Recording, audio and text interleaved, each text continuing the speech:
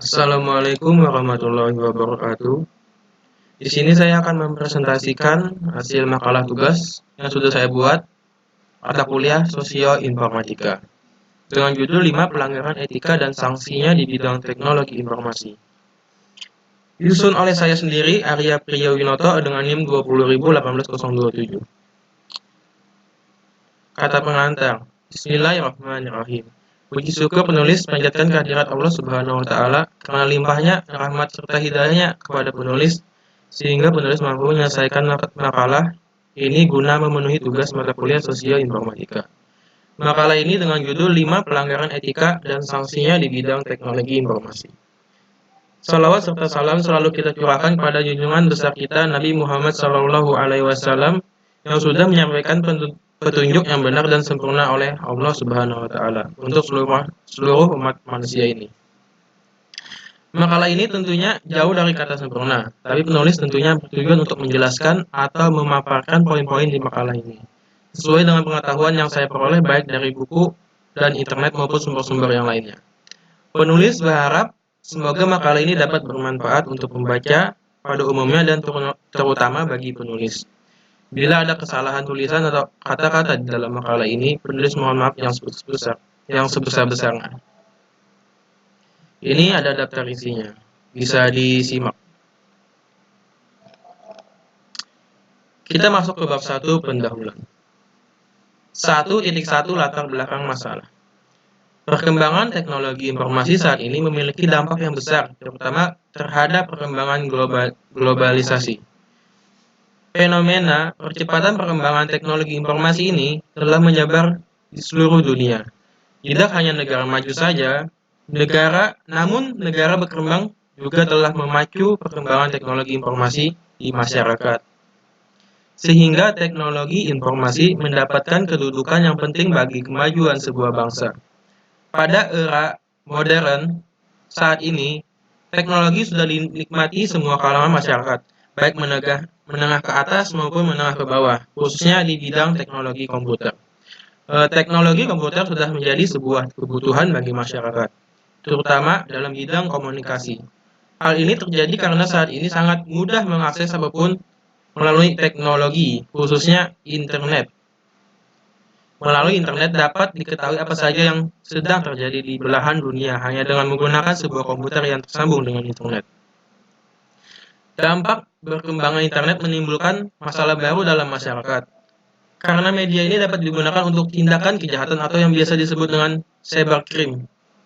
Cybercrime dirumuskan sebagai perbuatan melawan hukum yang dilakukan dengan memakai jaringan komputer sebagai sarana atau alat atau komputer sebagai objek, baik untuk memperoleh keuntungan ataupun tidak, dengan merugikan pihak lain. 1.2 Rumusan masalah. Rumusan makalah dari penulisan makalah ini yaitu: pertama, ada pengertian etika dalam teknologi informasi. Kedua, 5 jenis pelanggaran etika dan sanksinya di bidang teknologi informasi. 1.3 Tujuan penulisan. Memberikan informasi mengenai teknologi informasi kepada pembaca agar pembaca dapat mengetahui tentang pengertian etika dalam teknologi informasi dan jenis pelanggaran etika dan sanksinya di bidang teknologi informasi. Kita masuk ke bab 2, pembahasan. 2.1 Pengertian etika dalam teknologi informasi. Etika atau etik bermakna sekumpulan azas atau nilai yang berkenaan dengan akhlak, tata cara, adab sopan santun, nilai mengenai benar dan salah tentang hak dan kewajiban yang dianut oleh suatu golongan atau masyarakat. Sedangkan teknologi informasi dan komunikasi dalam konteks hal yang lebih luas mencakup semua aspek yang berhubungan dengan mesin, komputer, dan telekomunikasi dan teknik yang digunakan untuk mengumpulkan, menyimpan, memanipulasi, menghantar, dan menampilkan suatu bentuk informasi. Teknologi informasi bermakna menggabungkan bidang teknologi seperti komputer, telekomunikasi, dan elektronik, dan di bidang informasi seperti data, fakta, dan proses. Jadi, etika teknologi informasi dan komunikasi adalah sekumpulan azas atau nilai yang berkenaan dengan akhlak, tata cara, adat, sopan santun, nilai mengenai benar dan salah, hak dan kewajiban tentang TIK yang dianut oleh suatu golongan atau masyarakat dalam pendidikan. Kemudian untuk menerapkan etika penggunaan teknologi informasi dan komunikasi perlu terlebih dahulu mengenal dan memaknai prinsip yang terkandung di dalam TIK itu sendiri. Di antaranya adalah ada tujuan teknologi informasi, prinsip hack-tos, kemudian yang ketiga ada menyelesaikan teknologi informasi dengan kebutuhan manusia. Kemudian ada peranan etika dalam teknologi informasi sangatlah penting dan sangat dibutuhkan dunia saat ini untuk meminimalisir dampak negatif perkembangan teknologi informasi. Dan kamu harus memperhatikan beberapa etika dalam penggunaan teknologi informasi. Berikut dalam penggunaan etika dalam penggunaan teknologi informasi. Di sini ada menggunakan teknologi informasi dan komunikasi untuk hal yang bermanfaat, tidak mengubah, mengurangi, atau menambah karya orang lain, dan bisa dilihat sini, bisa disaksikan, bisa dibaca. Ada beberapa etika. Kemudian kita masuk ke 2.2. 5 jenis pelanggaran etika dan sanksinya di bidang teknologi informasi. 2.2.1 Hacker dan cracker. Kata hacker pertama kali muncul dengan arti positif untuk menyebut seorang anggota yang memiliki keahlian di bidang komputer dan mampu membuat komputer yang lebih baik daripada yang telah dirancang bersama. Menurut Mansfield, hacker adalah seorang yang memiliki keinginan untuk melakukan eksplorasi dan penetrasi terhadap sebuah sistem operasi dan kode komputer pengaman lainnya, tetapi tidak melakukan tindakan pengerusakan apapun, tidak mencuri uang atau informasi. Kemudian ada cracker adalah sisi gelap dari hacker dan memiliki ketertarikan untuk mencuri informasi, melakukan berbagai macam kerusakan dan sekali juga melumpuhkan keseluruhan sistem komputer. Kemudian ada Undang-Undang Nomor 11 Tahun 2008 tentang Internet dan Transaksi Elektronik (IT). Di dalam UU IT membahas masalah hacking, terutama tentang akses ke komputer orang lain tanpa izin. Hal tersebut diatur dalam pasal 30 dan pasal 46. Mengenai hukuman yang diterima, berikut ini isi dari pasal tersebut. Isi dari pasal 30 yaitu yang pertama, setiap orang dengan sengaja dan tanpa hak atau melawan hukum mengakses komputer dan atau sistem elektronik milik orang lain dengan cara apapun. Yang kedua, setiap orang dengan sengaja dan tanpa hak atau melawan hukum mengakses komputer dan atau sistem elektronik dengan cara apapun dengan tujuan untuk memperoleh informasi elektronik dan atau dokumen elektronik. Kemudian yang ketiga, setiap orang dengan sengaja dan tanpa hak atau melawan hukum mengakses komputer dan atau sistem elektronik dengan cara apapun dengan melanggar, menerobos, melampaui, atau menjebol sistem pengamanan, cracking, hacking, illegal access. Kemudian pasal 46. Setiap orang yang memenuhi unsur sebagaimana dimaksud dalam pasal 30 ayat 1 dipidana dengan penjara paling lama 6 tahun atau denda paling banyak 600 juta rupiah. Pasal 46 yang kedua. Setiap orang yang memenuhi unsur sebagaimana dimaksud dengan pasal 30 ayat 2 dipidana dengan pidana penjara paling lama 7 tahun dan atau denda paling banyak 700 juta rupiah. Yang ketiga, setiap orang memenuhi unsur sebagaimana dimaksud dalam pasal 30 ayat 3 dipidana dengan pidana penjara paling lama 8 tahun dan atau denda paling banyak 800 juta rupiah.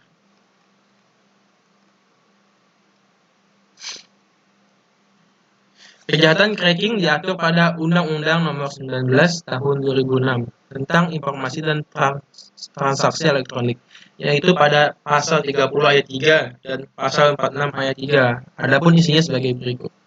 Pasal 30 ayat 3, setiap orang dengan sengaja dan tanpa hak atau melawan hukum mengakses komputer dan atau sistem elektronik dengan cara apapun dengan melanggar, menerobos, melampaui atau menjebol sistem pengamanan.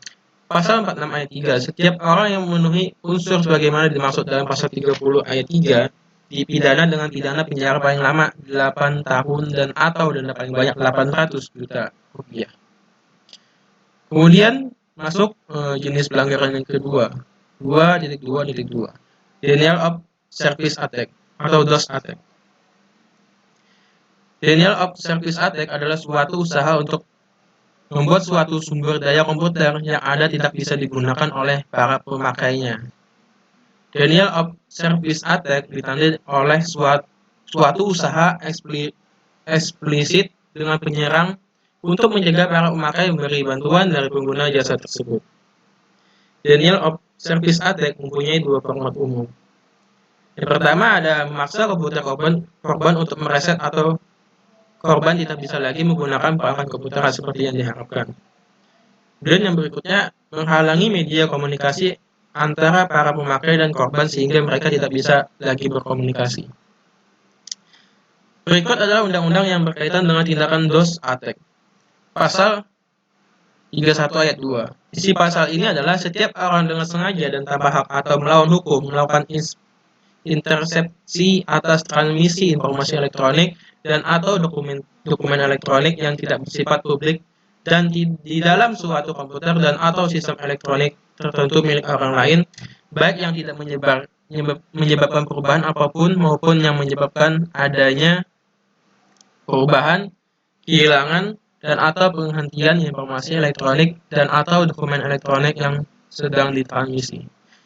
Sanksi bagi yang melanggar pasal ini tertera pada pasal 76, pasal 47, yang berbunyi setiap orang memenuhi unsur sebagaimana dimaksud dalam pasal 31 ayat 1 atau ayat 2. Dipidana dengan pidana penjara paling lama 10 tahun dan atau denda paling banyak 800 juta rupiah. Kemudian ada pasal 31 ayat 1. Bunyi pasal ini yaitu setiap orang dengan sengaja dan tanpa hak atau melawan hukum dengan cara apapun mengubah, menambah, mengurangi, melakukan transmisi, merusak, menghilangkan, memindahkan, menyembunyikan suatu informasi elektronik dan atau dokumen elektronik milik orang lain atau milik publik. Sanksinya yang akan didapat tertera pada pasal 48 ayat 1 yang berbunyi setiap orang yang memenuhi unsur sebagaimana yang dimaksud dalam pasal 32 ayat 1 dipidana dengan pidana penjara paling lama 8 tahun dan atau denda paling banyak 2 miliar rupiah. Dan kita masuk yang ketiga. 2.2.3 menyebar berita hoax. Berita hoax semakin cepat menyebar belakangan ini dikarenakan teknologi informasi yang semakin berkembang dan mudah diakses oleh siapa saja. Pembuat berita palsu ini telah menyalahgunakan etika dari profesi sebagai penulis berita. Sebagai pembaca, kita harus lebih cerdas dalam memilah informasi dan jangan menyebarkan informasi yang belum jelas kebenarannya. Dikarenakan adanya jaringan sosial yang tumbuh semakin besar, berita hoax jadi semakin sulit untuk ditangani. Pada era saat masyarakat sulit membedakan informasi yang benar dan salah, hal terpenting adalah meningkatkan literasi media dan literasi media sosial. Sebab, penyebaran informasi hoax juga dapat dilakukan oleh mereka yang terpelajar. Pengguna mobile phone, ketika ada berita lewat Twitter, Facebook, WhatsApp, hanya lihat judul kemudian disebarkan. Ini fakta karakter yang menarik dan tidak pernah terjadi sebelumnya. Bagi penyebar hoax dapat diancam pasal 28 ayat 1 Undang-Undang Informasi dan Transaksi Elektronik atau Undang-Undang ITE yang menyatakan setiap orang dengan sengaja dan tanpa hak menyebarkan berita bohong dan menyesatkan yang mengakibatkan kerugian konsumen dalam transaksi elektronik yang dapat diancam pidana berdasarkan pasal 45A ayat 1 Undang-Undang 19 tahun 2016. Yaitu dipidana dengan pidana penjara paling lama 6 tahun dan atau denda paling banyak 1 miliar rupiah. Dan kita masuk yang keempat, 2.2.4 phishing. Phishing adalah upaya untuk mendapatkan informasi data seseorang dengan teknik pengelabuan. Data yang menjadi sasaran phishing adalah data pribadi, nama, usia, alamat, data akun, user, dan password, dan data finansial, informasi kartu kredit, rekening, dan sebagainya. Istilah resmi phishing adalah phishing yang berasal dari kata phishing yaitu memancing. Kegiatan phishing memang bertujuan memancing orang untuk memberikan informasi pribadi secara sukarela tanpa disadari. Padahal informasi yang dibagikan tersebut akan digunakan untuk tujuan kejahatan. Kenapa korban mau melakukan hal itu? Pelaku phishing biasanya menampakkan diri sebagai pihak atau institusi yang berwenang dengan menggunakan website atau email palsu yang tampak meyakinkan. Banyak orang berhasil dikelabui. Informasi data phishing yang diperoleh bisa langsung dimanfaatkan untuk menipu korban, atau bisa juga dijual ke pihak lain untuk melakukan tindakan tidak bertanggung jawab seperti penyalahgunaan akun. Aksi cybercrime ini memang bahaya. Pelaku phishing akan terkena sanksi atau jerat hukum pasal 6 pasal 46 ayat 3 UU ITE sebagai berikut. Setiap orang dengan sengaja dan tanpa hak atau melawan hukum mengakses komputer dan atau sistem elektronik dengan cara apapun dengan melanggar, menerobos, melampaui, atau menjebol sistem pengamanan dipidana penjara paling lama 8 tahun dan atau denda paling banyak 800 juta rupiah. Kemudian kita masuk ke yang terakhir, yang kelima. 2.2.5 Data forgery. Pengertian data adalah kumpulan kejadian yang diangkat dari suatu kenyataan, fakta. Dapat berupa angka-angka, huruf, simbol-simbol khusus, atau gabungan dari ketiganya. Data masih belum dapat bercerita banyak sehingga perlu diolah lebih lanjut. Pengertian data juga bisa berarti kumpulan file atau informasi dengan tipe tertentu, baik suara, gambar, atau yang lainnya. Menurut Kamus Besar Bahasa Indonesia, pengertian data adalah keterangan yang benar dan nyata, atau keterangan atau bahan yang nyata dapat dijadikan bahan kajian, analisis, atau kesimpulan. Sedangkan pengertian forgery adalah pemalsuan atau tindakan pidana berupa memalsukan atau meniru secara tak sah dengan itikat buruk untuk merugikan pihak lain dan sebaliknya menguntungkan diri sendiri. Dengan kata lain, pengertian data forgery adalah data memalsukan atau dalam dunia cybercrime, data forgery merupakan kejahatan dengan memalsukan data pada dokumen-dokumen penting yang tersimpan sebagai scriptless dokumen melalui internet. Kejahatan ini biasanya ditunjukkan pada dokumen-dokumen e-commerce dengan membuat seolah-olah terjadi salah ketik, yang pada akhirnya akan menguntungkan pelaku kepada korban akan memasukkan data pribadi dan nomor kartu kredit yang pada akhirnya akan menguntungkan pelaku karena korban akan memasukkan data pribadi dan nomor kartu kredit yang dapat saja disalahgunakan. Kejahatan jenis ini dilakukan dengan tujuan memasukkan data pada dokumen-dokumen penting yang ada di internet. Dokumen-dokumen ini biasanya dimiliki oleh institusi atau lembaga yang memiliki situs basis web database. Kemudian beberapa undang-undang yang akan dilimpahkan pada pelanggar kasus data forgery adalah sebagai berikut. Pasal 46. Setiap orang yang memenuhi unsur sebagaimana dimaksud pasal 30 ayat 1 dipidana dengan pidana penjara paling lama 6 tahun dan atau denda paling banyak 600 juta rupiah. Setiap orang yang memenuhi unsur sebagaimana dimaksud dalam pasal 30 ayat 2 pidana dengan pidana penjara paling lama 7 tahun dan atau denda paling banyak 700 juta rupiah. Setiap orang yang memenuhi unsur sebagaimana dimaksud dalam pasal 30 ayat 3 dipidana dengan pidana penjara paling lama 8 tahun dan atau denda paling banyak 800 juta rupiah. Kemudian ada pasal 51. Setiap orang yang memenuhi unsur sebagaimana dimaksud dalam pasal 35 dipidana dengan pidana penjara paling lama 12 tahun dan atau denda paling banyak 12 miliar rupiah. Kita masuk ke bab 3 penutup. 3.1 Kesimpulan. Berdasarkan uraian pembahasan, maka dapat ditarik kesimpulan sebagai berikut. 1. Jadi etika teknologi informasi dan komunikasi adalah sekumpulan azas atau nilai yang berkenaan dengan akhlak, tata cara, adat, sopan santun. Menilai mengenai benar dan salah, hak dan kewajiban tentang etik yang dianut oleh suatu golongan atau masyarakat dalam pendidikan.